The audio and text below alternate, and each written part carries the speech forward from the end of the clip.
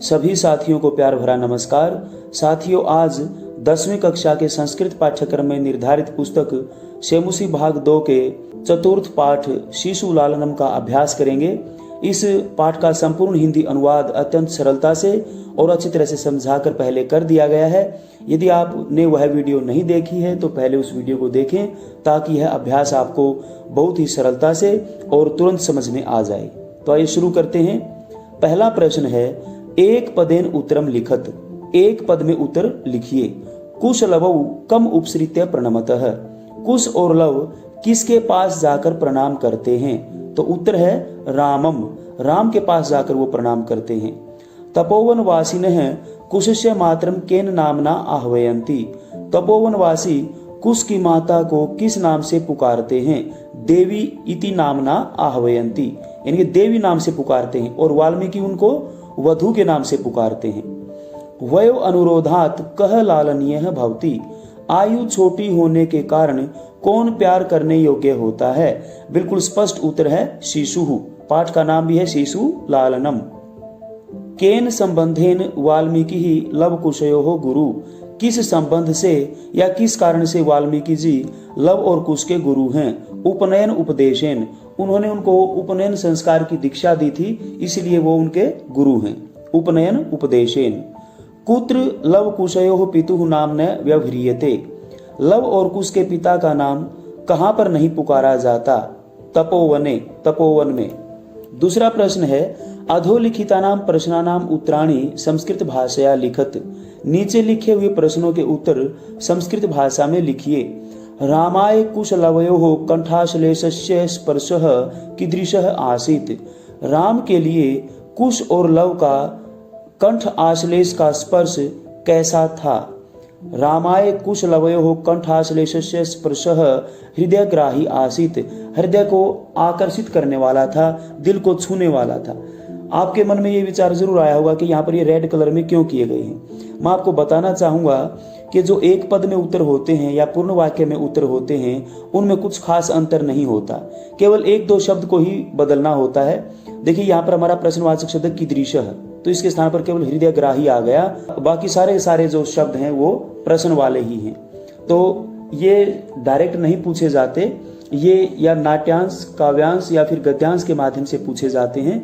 तो इनको थोड़ा सा यदि आप ध्यान से देख लेंगे तो आप गद्यांश में से आसानी से इनको चुन लेंगे।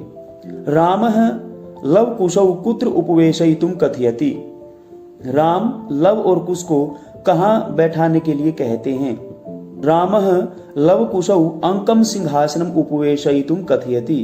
राम लव और कुश को गोदी रूपी सिंहासन में बैठाने के लिए कहते हैं। यानी कि श्री राम जी सिंहासन पर बैठे हैं और वो कह रहे हैं कि आप सिंहासन पर मत बैठो, आप मेरी गोद में बैठ जाओ। इस प्रकार से आपके शिष्टाचार का भी उल्लंघन नहीं होगा। बाल भावात हिमकरः कुत्र विराजते। बाल भावात यानी बच्चा होने के कारण चंद्रमा कहाँ सुशोभित हो रहा है? बाल भावात हिमकरः पशुपति मस्तके विराजते। शंकर भगवान के मस्तक पर सुशोभित हो रहा है। सारे के सारे शब्द प्रश्न वाले हैं, केवल एक शब्द ही चेंज हो रहा है। तो आप यदि थोड़ा सा ध्यान देंगे तो इसमें कोई मुश्किल नहीं है। कुश लवयोः वंशस्य कर्ता कः। कुश और लव के वंश को करने वाले कौन हैं, अर्थात वो किस वंश के हैं? कुश लवयोः वंशस्य कर्ता सहस्र दीधीति ही, अर्थात सूर्य। यदि आप सूर्य भी लिख देंगे तो भी सही होगा, जरूरी नहीं कि जो पाठ में आया वही लिखा जाए। कुश लवयोः मातरम वाल्मीकि ही केन नामना आह्वयति। कुश और लव की माता को वाल्मीकि जी किस नाम से पुकारते हैं?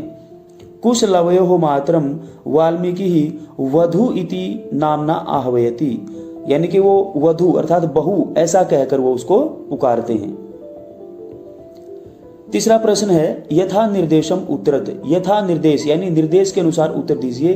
बच्चों, यह प्रश्न गद्यांश, पद्यांश और नाट्यांश के अंदर पूछा जाता है और बड़ा ही महत्वपूर्ण प्रश्न है। इस प्रकार के प्रश्न ही आपके यथा निर्देश में आते हैं। कर्ता ढूंढना, क्रिया ढूंढना, विशेषण विशेष्य, विलोम, ये इस प्रकार के ही प्रश्न पूछे जाते हैं। आइए देखते हैं इस प्रश्न को। जानामि अहम तस्य नामधेयम अस्मिन् वाक्ये कर्तृपदम किम। मैं उनके नाम को जानता हूं। इस वाक्य में कर्ता कौन है? कर्ता में हमेशा प्रथमा विभक्ति होती है, तो इसलिए हमें प्रथमा विभक्ति वाला ढूंढना है। देखिए जानामि ये तो एक क्रिया है, तस्य षष्ठी विभक्ति है। अहम ये क्या है? प्रथमा विभक्ति का एक वचन, अहम आवाम वयम। तो ये अहम क्या है? जानामि का कर्ता हो गया, तो ये हो जाएगा हमारा उत्तर अहम। किम कुपिता एव भणति उत प्रकृतिस्था, क्या वो गुस्से में ऐसा बोलती हैं या फिर स्वाभाविक रूप से? अस्मात् वाक्यात् हर्षिता इति पदस्य विपरीतार्थकम पदम चित्वा लिखत। इस वाक्य से हर्षिता पद का विलोम शब्द चुनकर लिखिए। हर्षिता यानी कि खुशी से, और इसका उल्टा क्या हो जाएगा? गुस्से से, अर्थात कुपिता। तो इसका उत्तर हो जाएगा कुपिता। विदुषकः उपसृत्य आज्ञापयतु भवान, अत्र भवान इति पदम कस्मै प्रयुक्तम। विदूषक पास जाकर आप मुझे आज्ञा दें। यहां पर भवान यह पद किसके लिए प्रयुक्त हुआ है? तो विदूषक श्री राम के पास गए थे, तो श्री रामाय या फिर रामाय ये उत्तर होगा। तस्माद अंक व्यवहितम अध्यासताम सिंहासनम, अत्र क्रियापदम किम। देखिए अध्यासताम बैठिए, यहां पर ये क्रियापद है। वयसस्तु न किंचित अंतरम, अत्र आयुष इत्यर्थे किम पदम प्रयुक्तम। वयस आयु से तो कोई अंतर नहीं है, और यहाँ पर शब्द क्या दिया? आयुष। तो इसके लिए यहाँ पर पर्यायवाची शब्द क्या आया है? तो वयस, ये शब्द यहाँ पर आ जाएगा। प्रश्न 4 देखते हैं। मंजूषातः पर्याय पदम चित्वा पदानाम समक्षम लिखत। मंजूषा से पर्यायवाची शब्द चुनकर पदों के सामने लिखिए। यह प्रश्न भी किसी भी गद्यांश, पद्यांश या नाट्यांश के बीच में पूछा जाता है यथा निर्देश में, तो बड़ा महत्वपूर्ण है। और इसमें ये बातें, ये जो शब्द दिए गए हैं, ये सारे के सारे, एक और प्रश्न आता है आपके परीक्षा में, प्रसंग के अनुकूल शब्दों का अर्थ चयन कीजिए। तो यहाँ पर हिमक्रह का कुछ और भी अर्थ दिया जा सकता है, लेकिन जो प्रसंग के अनुकूल इसका अर्थ क्या है? शशि या निशाकर है। तो ये भी बड़े महत्वपूर्ण है।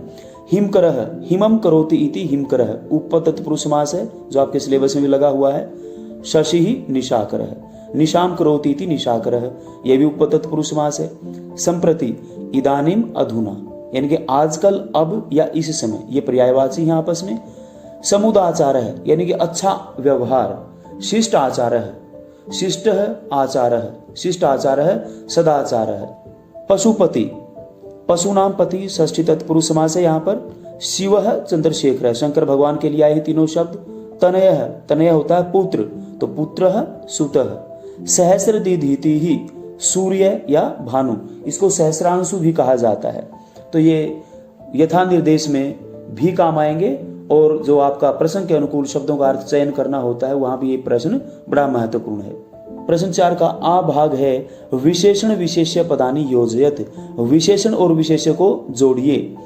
देखिए ये प्रश्न भी गद्यांश, पद्यांश और नाट्यांश में यथा निर्देश में पूछा जाता है कि यहाँ पर विशेषण बताइए, विशेष्य बताइए। यदि इन शब्दों को डायरेक्ट आप समझ लेते हैं कौन सा विशेषण और कौन सा विशेष्य है, तो वहां पर बिल्कुल आपके लिए सरलता होगी। मैंने ये डायरेक्ट यहाँ पर मिला दिए हैं, तो आप इनको केवल समझ लें। उदात रम्य समुदाचार है, यानी कि ऊंचे स्तर का शिष्ट व्यवहार। अति दीर्घ प्रवास है, श्री राम ने कहा था कि ये प्रवास तो बड़ा कठिन और लंबा हो गया है। अति दीर्घ प्रवास है।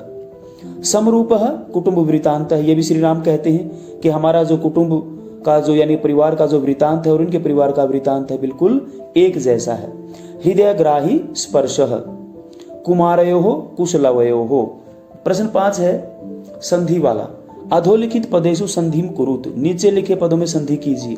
संधि पर भी मैंने एक बहुत अच्छी वीडियो बनाई है, अलग अलग तीनों संधियों पर, जो आपके सिलेबस में लगी हुई हैं। एक बार उन वीडियो को देख लेंगे तो आपके सिलेबस में जो व्याकरण के टॉपिक लगे हैं संधियों के, वो भी आपको वहां से हो जाएंगे। दबे हो अपी, देखिए यहाँ पर दबे और अपी बन गया। विसर्ग से पहले अ आ को छोड़कर कोई भी स्वर हो और आगे फिर कोई भी स्वर या फिर तीसरा, चौथा, पांचवा य र ल व ह ये वर्ण हो तो विसर्गों को र हो जाता है, इसलिए बन गया यहाँ पर दवे और अपी। दवव अपी, यहाँ पर अयादि संधि है, औ को आव होकर द्वाव अपी बन गया। कह अत्र, देखिए यहाँ पर ये कह अत्र, यहाँ पर ऊत्व संधि है, विसर्ग से पहले अ और बाद में अ हो तो विसर्गों को ऊ हो जाता है। ऊ होने पर क के अ को और ऊ को ओ गुण होकर को अत्र ऐसा बन गया, और फिर पूर्व रूप संधि होकर को अत्र शब्द बन जाएगा। अनभिज्ञ अहम, अनभिज्ञो अहम, यहाँ पर भी सेम ऊपर वाला कोअत्र की तरह अनभिज्ञो हम बन जाएगा। इति आत्मानम, यहाँ पर ई को यह होकर यण संधि होकर इत्यात्मानम शब्द बन गया। इसका आ भाग है अधोलिखित पदेशु विच्छेदम कुरुत, नीचे लिखे पदों में विच्छेद कीजिए, यानी कि जो संधि है उनको अलग करना है। अहम अपि एतयो हो, अहम प्लस अपि प्लस एतयो हो। देखिए अहम अपि यहाँ तो संयोग हो गया और आगे यण संधि होकर अहम अप्येतयो हो ऐसा शब्द बन जाएगा। वयो अनुरोधात, वय है प्लस अनुरोधात, जैसे कोअत्र बना था वैसे ही वयो अनुरोधात भी बन जाएगा। समानाभिजनौ, समान प्लस अभिजनौ, यहाँ पर दीर्घ संधि होकर ये शब्द बना है। खलवेतत, खलु प्लस एतत यण संधि है यहाँ पर। प्रश्न 6 है अधोलिखित पदेशु प्रयुक्त प्रकृति प्रत्ययम से लिखत, नीचे लिखे पदों में प्रयुक्त प्रकृति और प्रत्यय को लिखिए। जो शब्द दिए गए हैं उनमें से प्रकृति और प्रत्यय को अलग करना है। इसमें और भी शब्द थे इस प्रश्न में, मैंने उनको हटा दिया क्योंकि न तो वो आपके व्याकरण में लगे हैं और न ही आपके वो कहीं काम आने वाले हैं। केवल परीक्षा की दृष्टि से जो जरूरी हैं उन्हीं को मैंने यहाँ पर लिया है। जैसे युक्तम शब्द में युद्ध से कतः प्रत्यय, ये कतः प्रत्यय आपको लगा हुआ है। कतः प्रत्यय हमेशा भूतकाल में और कर्मवाच्य में लगता है, तो युक्तम का बन गया युज प्लस कतः, युक्तम यानी कि उचित। शालीनता, शालीन शब्द से तल प्रत्यय, तल को ता होकर शालीनता बन गया। और जो तल प्रत्यय आपके सिलेबस में लगा हुआ है, और तल प्रत्यय लगे शब्द हमेशा स्त्रीलिंग होते हैं और वो भाववाचक संज्ञा बनाते हैं। लालनीय, लल शब्द से अनियर प्रत्यय यानी कि प्यार करने योग्य, अनियर शब्द का अर्थ है योग्य। छदत्वम, छद से त्व प्रत्यय, ये त्व प्रत्यय जिस शब्द से लगता है वह शब्द हमेशा नपुंसकलिंग एक वचन में रहता है, इसके रूप नहीं चलेंगे और ये भाववाचक संज्ञा बनाता है। सन्निहित, सत प्लस नी प्लस धा प्लस कता। देखिए तय के बाद यदि न आ जाए तो तय को भी न हो जाता है, धा को ही हो जाता है, तो ये कता प्रत्यय लगकर फिर बन गया सन्निहित। सम्माननीया, सम प्लस मान प्लस अनियर प्लस टाप, टाप का आशेष रहता है, स्त्री प्रत्यय है ये, तो ये सम्माननीय शब्द बन गया और ये स्त्रीलिंग बन गया। और स्त्रीलिंग जो शब्द होते हैं उनके रूप भी चलते हैं, तो ये सम्माननीय सम मान अनियर और टाप होकर बन गया। तो साथियों इस प्रकार से ये पाठ का अभ्यास था। यदि आपने इस पाठ को अपने गुरुजनों से या फिर जो वीडियो बनाई गई उस वीडियो को अच्छी तरह से देख लिया है तो आपको ये बिल्कुल सरलता से समझ में आएगा। वीडियो देखने के लिए आपका कोटि कोटि धन्यवाद।